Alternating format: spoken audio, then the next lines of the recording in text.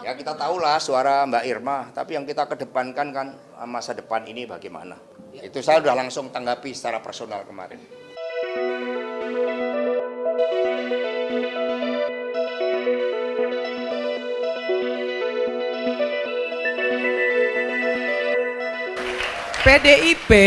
PDIP ini bagusnya jadi oposisi dia bagus. Tapi ketika dia menang dia nggak bagus. Karena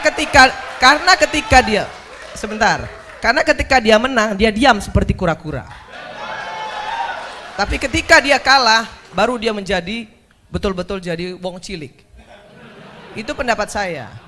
Ya kalau kita lihat di dalam pidato Pak Gibran kan mau naikkan pajak. Ya, dan itu mereka mau lakukan. Pemerintahan yang baru belum terbentuk, tiba-tiba makan siang gratis sudah dibahas di kabinet. Ini kan sesuatu yang melecehkan demokrasi. Karena perhitungan rekapitulasi masih berjalan. Mas Hasto izin, kemarin kan sempat disindir sama Ibu Irma dari Nasdem, katanya kalau PDI menang pakai pura-pura, tapi kalau kalah jadi oposisi itu bagus. Ya kita tahulah suara Mbak Irma, tapi yang kita kedepankan kan masa depan ini bagaimana. Ya. Itu saya sudah langsung tanggapi secara personal kemarin.